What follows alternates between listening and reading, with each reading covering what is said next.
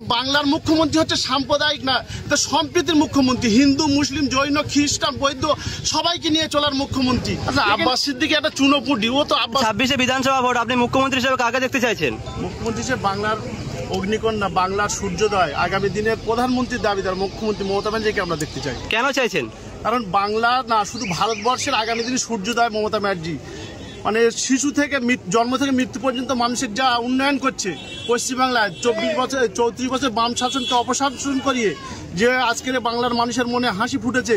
আর আমরা সাম্প্রদায়িক সম্প্রীতি বজায় রেখে পশ্চিমবাংলা যেভাবে চলছে, এরকম সারা ভারতবর্ষে আর নজির নেই। তাই এই মুখ্যমন্ত্রী আমরা চাই এবং সারা ভারতবর্ষের মানুষ চায় বাংলার মুখ্যমন্ত্রী মমতা ব্যানার্জি হোক। আচ্ছা, আপনাদের স্থানীয় বিধায়কের নাম কি? আমাদের বিধায়ক নাম মাননীয় শওকত মোল্লা। শওকত মোল্লা এখানে আসে? শওকত মোল্লা এখানে সকাল থেকে সন্ধ্যে পর্যন্ত আমরা যদি বসে থাকি, সকালে একবার দেখা হবে, রাত্রে একবার দেখা হবে, এইরকম জায়গা। আর যদি কোনো বিপদে পড়া হয়, ডাকা হয়, যখন যেখান থেকে ফোন করা হবে সেখান থেকে ফোন তুলে তার সলিউশন করে দেয়। তার নাম বিধায়ক শওকত মোল্লা। শওকত মোল্লা এখানে কি কি উন্নয়ন করেছে? শওকত মোল্লা এখানে রাস্তা, বিদ্যুৎ, পানীয়, লাইট, প্রত্যেক বাজারে লাইট থেকে শুরু করে আর যত রকমের মানে ড্রেন আছে, খালগুলো সংস্কার আছে, পানীয়র ব্যবস্থা আছে, সবকিছু এখান থেকে করেছে শওকত মোল্লা। এবং আরো প্রচুর উন্নয়ন আছে যেগুলো সব এখন বলা সম্ভব না, আপনাদের অত সময় হয়তো নেই। ক্যানিং পূর্বে আব্বাস সিদ্দিকী ভোটে দাঁড়ায় বলছে, এই বিষয়ে কি বলবেন?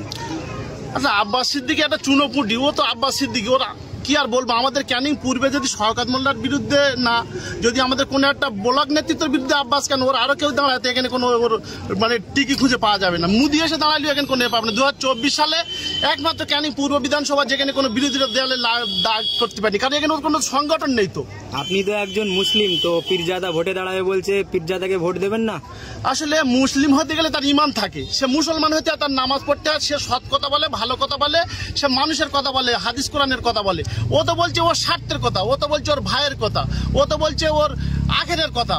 ও উন্নয়ন করবে কি? ও মানুষের জন্য কি কাজ করবে? ওর মানুষের জন্য কোনো কাজ করার উন্নয়ন। ও হাইলাইট হবে, ভাইরাল হবে, যত মিথ্যে কথা বলে যত ভাইরাল হয়ে যায় সেটাই ও হবার চেষ্টা করছে। আচ্ছা, বিরোধীরা বলছে শওকত মোল্লা ক্যানিং পূর্বে ভোট লুট করে, এই বিষয়ে আপনি কি বলবেন? ক্যানিং লুট মানে তো আজ থেকে না, 2011 সালের পর থেকে, পরিবর্তন হওয়ার পর থেকে এখানে কেন্দ্রীয় বাহিনী থেকে শুরু করে আর যত রকমের মুদির বাহিনী আছে সবকিছু দেওয়া হয়। তাহলে এখানে কি ক্যানিং পূর্বে বাদ যায়? যারা বলছে বিরোধীরা, তারকে মুদিরকে জিজ্ঞাসা করুক যে এই যে রাহুল গান্ধী সারা ভারতবর্ষে যে আন্দোলন করছে, ভোট লুট করে প্রধানমন্ত্রী হয়েছে, তারা বলে কি করে এইসব কথা? এখানে সংগঠন নেই। যারা বলছে 2026 এসে তারা সেখানে দেখবে। আচ্ছা, আব্বাস সিদ্দিকী বলছে কোনো মুসলমান যদি রাজ্য সরকারকে সমর্থন করে তার ইমান থাকবে না। ও তো নিজে বলছে যে বিজেপিকে ভোট দাও। তা বিজেপি তো সাম্প্রদায়িক দল, বিজেপি তো একটা হিন্দুত্ববাদী দল। তা তাদের করলে তারা মুসলমান হবে? যারা বাবরি মসজিদ ভাঙে, যারা তাল্লাককে তুলে দেয়, যারা মুসলিমদের যত রকমের মসজিদ মাদ্রাসা আছে অন্য অন্য রাজ্যে ভেঙে দিচ্ছে, তাহলে এখানে বাংলার মুখ্যমন্ত্রী হচ্ছে সাম্প্রদায়িক না, সম্প্রীতির মুখ্যমন্ত্রী। হিন্দু, মুসলিম, জৈন, খ্রিস্টান, বৌদ্ধ সবাইকে নিয়ে চলার মুখ্যমন্ত্রী। এখানে যদি ও ওটা বলে, ওটা ওর ব্যক্তিগত ব্যাপার।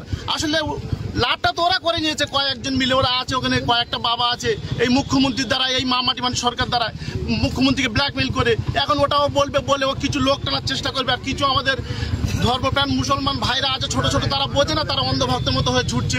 ও যেটা কথা বলছে এটা সম্পূর্ণ অবাস্তব কথা। আচ্ছা, আপনার নাম? আমার নাম মাহমুদ আলী মোল্লা। বাড়ি? বাড়ি আমাদের সারাঙ্গাবাদ ইটখোলা।